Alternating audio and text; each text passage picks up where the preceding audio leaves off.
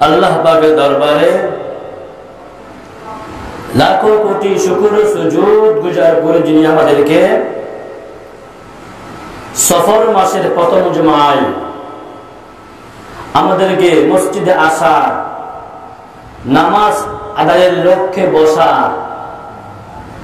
যেই সুযোগ, যেই দয়া, যেই মায়া আমাদেরকে করেছেন, সেই মহান মানিবের দরবারে সকলে শুকরিয়া তান আওয়াজ করে বলি আলহামদুলিল্লাহ।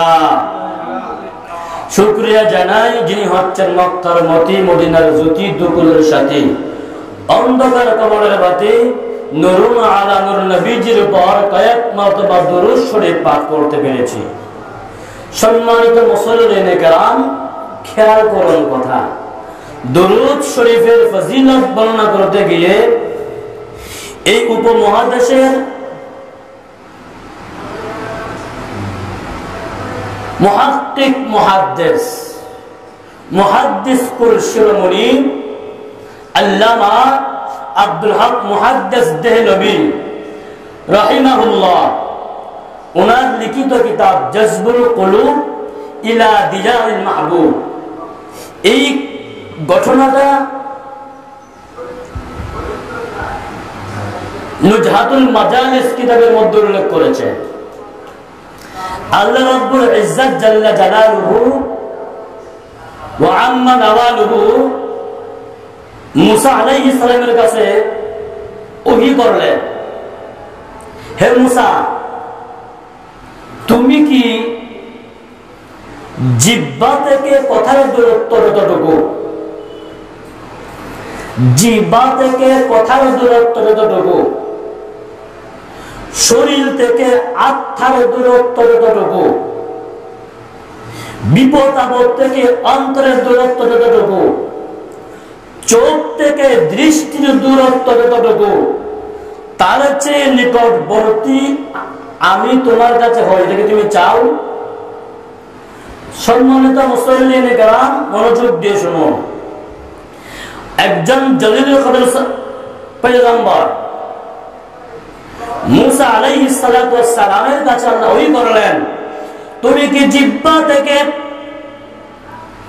কথার দূরত্ব যতটুকু, শরীর থেকে আত্মার দূরত্ব যতটুকু, চোখ থেকে দৃষ্টির দূরত্ব যতটুকু, বিপদ আপদ থেকে অন্তরের দূরত্ব যতটুকু, তার থেকে বেশি কাছে আমি আল্লাহকে তুমি পেতে চাও কি চাও না? এই কথা যখন মুসা নবীকে আল্লাহ বললেন, মুসা আলাইহিস সালাতু ওয়াস সালাম জবাবে বললেন, আল্লাহ, জিহ্বা থেকে কথার দূরত্ব যতটুকু, শরীর থেকে আত্মার দূরত্ব যতটুকু, চোখ থেকে দৃষ্টির দূরত্ব যতটুকু, বিপদ আপদ থেকে অন্তরের দূরত্ব যতটুকু, তার চেয়ে কাছে আমি আল্লাহ, আমি মুসা আপনি আল্লাহকে পেতে চাই। আমার আল্লাহ বলে, তাহলে অধিক সংখ্যক বার বেশি বেশি আমার নবী মুস্তাফার প্রতি দুরূদ শরীফ পাঠ করো। জোরে জোরে বলা যাবে কি সুবহানাল্লাহ? এই হলো দুরূদের ফজিলত। একজন পয়গম্বর কে আল্লাহ বলতেছেন যে আমাকে কাছে পেতে হলে, নিকটবর্তী পেতে হলে দুরূদ শরীফ পাঠ করো। নবীদের সরদার সাইয়্যিদুল আম্বিয়া নবী মুস্তাফা রাহমাতুল লিল আলামিনের উপর। সম্মানিত সুধী মুসল্লিনে কেরাম, গত সপ্তাহ আগে সপ্তাহ ছিলাম কারবালার হৃদয় বিদারক ঘটনা বলতেছিলাম।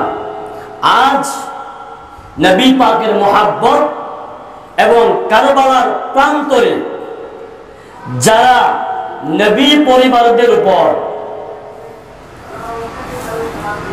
নির্মম ভাবে ছুরি চালিয়েছেন, শহীদ করেছেন 70 জন, মতান্তরে 73 জন, তার মধ্যে 19 জন ছিলেন নবীজির আওলাদ। জুড়ে জুড়ে বলুন সুবহানাল্লাহ। 6 জন ছিলেন নবীর সাহাবী, বাকিরা ছিলেন সাধারণ মুসলমান।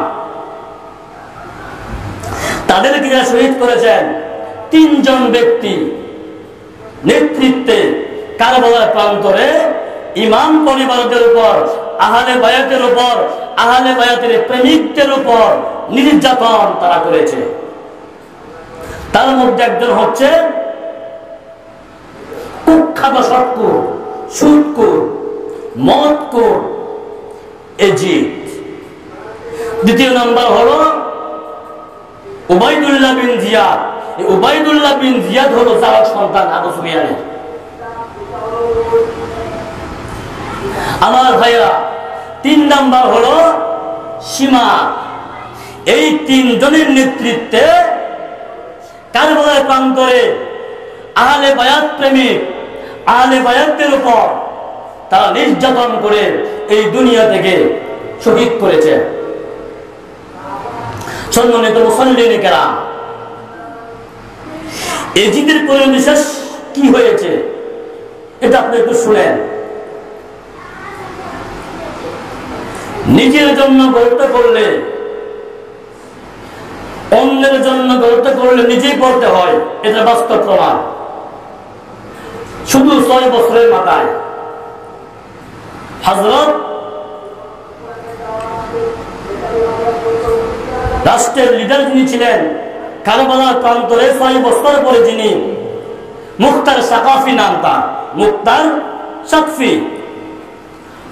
সাকফি, ওনার নেতৃত্বে এজিদকে, ইবনে জিয়াদকে, সীমারকে তথা যতগুলি মানুষ ইমাম পরিবারদের উপর কারবালার ময়দানে তীর চালিয়েছে, একজনকেও সাথ দেন নাই তিনি। সুবহানাল্লাহ। এজিদ এমন একজন পাপিষ্ট। অনেকে বলতে চায় যে এজিদের দোষ ছিল না, এজিদ ছিল নির্দোষ ছিল। এজিদ কারবালার বিষয়ে নিয়ে কোনো কিছু জানতো না, এগুলো মিথ্যা কথা। তাফসীরুল মাআনি, তাফসীরুল বায়ান, অনেক কিতাব আদি প্রমাণ করে যে মূল নায়ক ছিলেন এজিদ। তার সাথে যারা ছিলেন ইবনে জিয়াদ, সীমার আরো অনেকে। এই এজিদের দরবারে যখন ইমাম হুসাইন রাদিয়াল্লাহু তাআলা আনহুর সেল মুবারক, মাথা মুবারক নিয়ে গেলেন, নিয়ে যাওয়ার সাথে সাথে একটি তস্তরিতে তার ইমাম হুসাইন রাদিয়াল্লাহু তাআলা আনহুর মাথা মুবারক রাখলেন। রাখার সাথে সাথে ঘোষণা করে দিলেন যে আমভাবে এই মাথা মুবারককে তোমরা দেখতে আসো। সকল লোক আসলেন দেখতে। এজিদ লম্পট, বাটফার, মুনাফিক, কাজ্জাব। তার হাতে যে ছুরি ছিল, যে লাঠি ছিল, সেই লাঠি দিয়ে সকলের সামনে ইমাম হুসাইন রাদিয়াল্লাহু তাআলা আনহু দাঁত মুবারকের মধ্যে, যেই দাঁতের মধ্যে নবী চুমু খেয়েছে, সুবহানাল্লাহ, যেই টুটের মধ্যে নবীজি 1000 বার বেশি চুমু খেয়েছে, সেই টুটের মধ্যে লাঠি দিয়ে আঘাত করে আর বলে যে আমি আমার বাপ দাদার সুদ নিয়েছি। নাউজুবিল্লাহ। এই মজলিসে একজন খ্রিস্টান নাসারার রাষ্ট্রদূত ছিলেন। সেই রাষ্ট্রদূত জিজ্ঞাসা করলো, তুমি যে এই মাথা মুবারকের উপর আঘাত করেছো, তিনি কে? কথাগুলি মনোযোগ দিয়ে শুনেন। কার মাথা? রাষ্ট্রদূত জিজ্ঞাসা করলেন, তুমি কার মাথার উপর আঘাত করতেছ? এজিদ বলল, আপনি কি জানেন না কারবালার প্রান্তরে ইমাম হুসাইন এজিদের কাছে পরাজয় করেছে, এজিদ বিজয় হয়েছে। নাউজুবিল্লাহ বলেন। এই ইমাম হুসাইনের মাথা মুবারক উনি কে? উনি হচ্ছেন সাইয়্যিদুল মুরসালিন, নবীউল মুজতাবা, মুহাম্মদ মুস্তাফা সাল্লামের দৌহিত্র, তার নাতি, তার সন্তান, ওনার মাথা মুবারক। এই কথা বলার সাথে সাথে বললেন, এজিদ শুনে নাও, আমি আর তোমার মজলিসে থাকবো না। কারণ কি? আমার ভয় হচ্ছে আমি যদি ইহুদি নাসারা, আমাদের একজন নবী ছিল, নাম তার ঈসা রুহুল্লাহ, তিনি যে ঘোড়া দিয়ে ঘোরাফেরা করতেন, এই ঘোড়ার পাওটা যেখানে পড়েছে ওই চিহ্নটাকে আমরা সম্মান করি, শ্রদ্ধা করি, আমরা সেলুট জানাই। আর তুমি সরাসরি যার উসিলায় কোনো কিছু হতো না, ওই নবীর দৌহিত্রকে আঘাত করতেছ, এখানে আযাব আসবে, চলে যায়। জোরে জোরে কোন সুবহানাল্লাহ। ওই মুসলিম একজন সাহাবী ছিল, সাহাবী বলতেছেন, জিদ আমি নিজে দেখেছি এই টুট মুবারকের মধ্যে আমার কামলিওয়ালা নবী রাহমাতুল লিল আলামিন চুমু দিয়েছে। এই এজিদ কারবালার ঘটনার পরে 6 বছর পর যখন মুক্তা সাকফি তিনি যখন ক্ষমতায় আসলেন, তখন কারবালার প্রান্তরে যারা ইমাম পরিবারদের উপর তথা আহলে বায়াত প্রেমিকদের উপর, মুসলমানদের উপর অতর্কিত হামলা চালিয়ে শহীদ করে দেন, তাদের কাউকে ছাড়েন নাই। এই জিনের নেতৃত্বে আমার আপনার নবীর তাওহীদ ইমাম আলী আসগর, ইমাম আলী মাকাম হুসাইন রাদিয়াল্লাহু তাআলা আনহু ওনাদেরকে পানি পান করতে ফুরাত নদীতে সৈন্যবাহিনী নিযুক্ত করলেন। এজিদের মৃত্যু কেমন করে হলো একটু শুনেন। এজিদ যেই দিন কাবা শরীফে আগুন দিয়েছিলেন, সেই দিন থেকেই তার রূপ কি ছিল? রূপ ছিল পানি পিপাসা। কি ছিল? পানি পিপাসা। পানির জন্য তিনি বেকার হয়ে যেতেন পানি খাওয়ার জন্য, কিন্তু যখন পানি আনা হতো তার সামনে পানি পান করতে পারতো না। আর কেমনে পান করবো? সে তো নবীর পরিবারদের জন্য পানি বন্ধ করে দিয়েছিল। পানি পান করতে চায়, তার সামনে পানি আনা হলো, পানি পান করতে পারে না। আরেকটি ইতিহাসে রয়েছে যে এজিদ বানর পালতো। কি পালতো? বানর পালতো। এই বানর নিয়ে তিনি গেলেন বনে, ঘুরতে গেলেন। ঘুরতে যাইয়া গুড়াদি বানরটা হারিয়ে গেল। কি হারিয়ে গেল? বানর হারিয়ে গেল। বানরকে খোঁজার জন্য জঙ্গলে ঘোরাফেরা করতেছেন গুড়াদি। এই গুড়া থেকে তিনি পড়ে যাচ্ছেন, পড়ে গেলেন। পড়ে যাইয়া বলতেছে যে আমাকে, এবং ওনার অনেক তৃষ্ণার্ত পানির হয়েছে, পানি তৃষ্ণার্ত তার হয়েছে। তিনি বলতেছেন পানি পানি। এমন সময় থেকে একজন ব্যক্তি তার সামনে কারা দাঁড়ানো, বলতেছে কি চাও তুমি?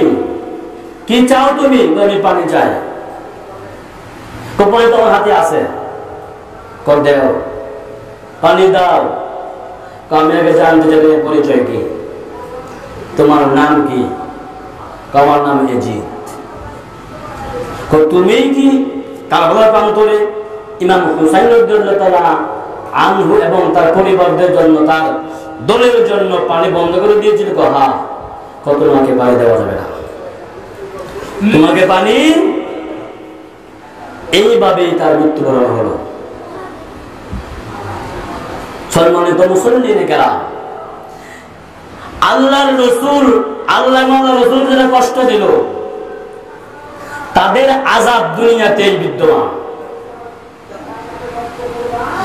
আল্লাহ সুবহানাহু ওয়া তাআলা কোরআনের মধ্যে ইরশাদ করেন,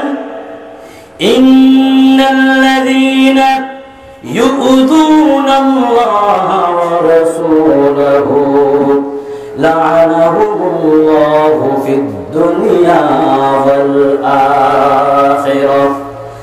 যারা আল্লাহ এবং আল্লাহ রাসূলকে কষ্ট দেয়, তাদের লানত, তাদের জন্য লানত দুনিয়াতে এবং আখিরাতে।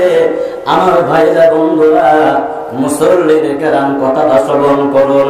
এজিদ ইমাম পরিবারদের সাথে যে বেয়াদবি করেছে, এই বেয়াদবির বিনিময়ে শেষ পর্যন্ত পানি পর্যন্ত পাই নাই।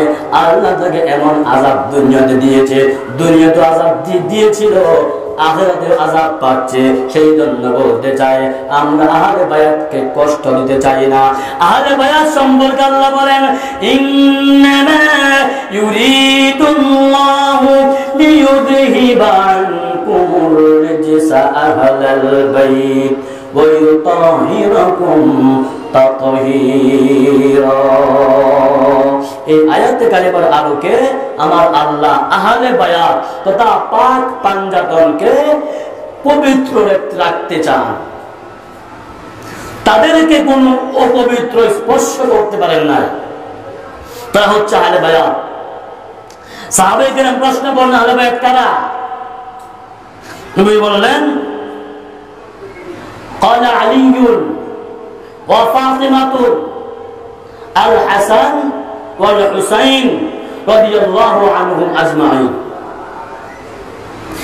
এবং আমি নবী 4 জন আর আমি নবী হলাম একজন, 5 জন হলো আহলে বায়াত।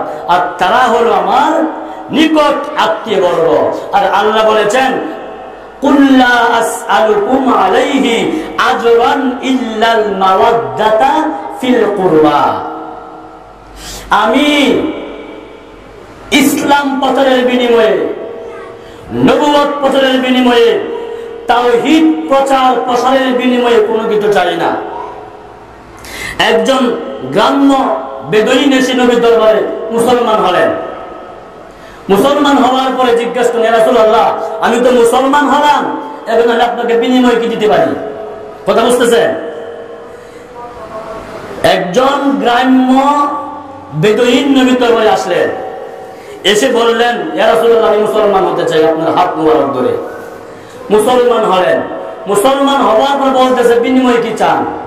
আল্লাহ সাথে সাথে কোরআনের আয়াত নাযিল করলেন, কুল লা আসআলুকুম আলাইহি আজরান ইল্লাল মাওয়াদ্দাতা ফিল কুরবা। আমি বিনিময় চাই আমার আহলে বায়াতের মুহাব্বত। জোরে জোরে করুন সুবহানাল্লাহ। উবাইদুল্লাহ বিন জিয়াদ, যেটা আবু সুফিয়ানের জারক সন্তান, এই উবাইদুল্লাহ বিন জিয়াদ যেভাবে ইমাম পরিবারদেরকে শহীদ করেছেন, ঠিক তার চরণে নির্মম ভাবে তাকে ধরে আগুন দিয়ে জ্বালিয়ে দেওয়া হয়েছে। তার মাথা দেহ থেকে আলাদা করে মুখতার সাকাফির নেতৃত্বে তার মাথা মোবারক জুড়ে রেখেছে। যে যেইভাবে কারবালার প্রান্তরে ইমাম পরিবারদের উপর আঘাত করেছে, ঠিক সেইভাবে তাকে আল্লাহ দুনিয়া থেকে নিয়েছেন। তাহলে বোঝা গেল আহলে বায়াতের সাথে বিয়াদবি, নবীর সাথে বিয়াদবি মূলত আল্লাহ তাআলার সাথে বিয়াদবি। আল্লাহ তাআলার সাথে বিয়াদবি যারা করে, তাদের নিস্তার দুনিয়াতেও নাই, আখিরাতেও নাই।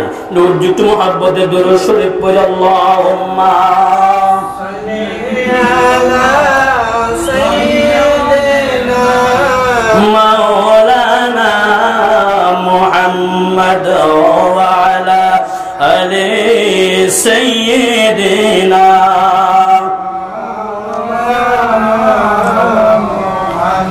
সম্মানিত সুধী, আমি যে আয়াত কারিমা তেলাওয়াত করেছিলাম, ওয়াস্তাঈনু বিস-সাবরি ওয়াস-সালাহ ইন্নাল্লাহা মা'আস-সাবিরিন, তোমরা যখন বিপদে পড়ো, মুসিবতে পড়ো, তখন তোমরা ওয়াস্তাঈনু সাহায্য চাও নামাজের মাধ্যমে। ইন্নাল্লাহা মা'আস-সাবিরিন, নিশ্চয় আল্লাহ সবরকারীদের সাথে আছেন। জোরে বলুন সুবহানাল্লাহ। জোরে বলেন না সুবহানাল্লাহ। সবরকারীর প্র্যাকটিক্যাল নমুনা হচ্ছে ইমাম হোসেন রাদিয়াল্লাহু তাআলা আনহু, যিনি মুহররমের পহেলা তারিখে কারবালায় ঢুকলেন। জয়নাব রাদিয়াল্লাহু তাআলা আনহা বলেন যে আমি আমার ভাইকে দেখেছি, যেই দিন কারবালার প্রান্তরে ঢুকে তার মাথার চুল ছিল কালো। 9 মুহররম দেখেছি আমার পায়ের চুল হয়েছে সবগুলি সাদা। জোরে জোরে বলুন সুবহানাল্লাহ। হবেই না বা কেন? তার সামনে 50 জন 70 জন ব্যক্তি শাহাদাত বরণ করেছে। কি সহ্য করার কথা? নিজের ভাতিজা, নিজের সন্তান, তাদের প্রেমিকগণ একে একে শহীদ হলো, এটা কি সহ্য হওয়ার কথা? কিন্তু সহ্য করেছেন কেন? আপনি জানেন ইমাম হুসাইনকে কত ভালোবেসেছেন। আল্লাহ নবীকে সকল ইমানদারগণের জন্য ভালোবাসা ফরজ করেছেন। নবীকে যেইভাবে ফরজ করেছেন ভালোবাসা, ঠিক সেইভাবেই নবী বলেছে আমাকে ভালোবাসো, আমার ভালোবাসা পাইতে হলে আমার আহলে বায়াতকে ভালোবাসো। আহলে বায়াতকে ভালোবাসা, আহলে বায়াত কারা বলেছি? মাওলা হাসান, মাওলা হুসাইন, মাওলা আলী, মা ফাতেমা, দয়াল নবী, 5 জন নবীর আওলাদ। তাদেরকে ভালোবাসলে নবীকে ভালোবাসা হয়, নবীকে ভালোবাসলে আল্লাহকে ভালোবাসা হয়। জোরে জোরে বলা যাবে কি সুবহানাল্লাহ? জয়নব রাদিয়াল্লাহু আনহা বলতেছেন যে আমার ভাই যে দরুদ ধারণ করেছে, প্র্যাকটিক্যাল কোরআন, ওয়াস্তাঈনু বিস-সাবরি ওয়াস-সালাহ, ইন্নাল্লাহা মা'আস-সাবিরিন।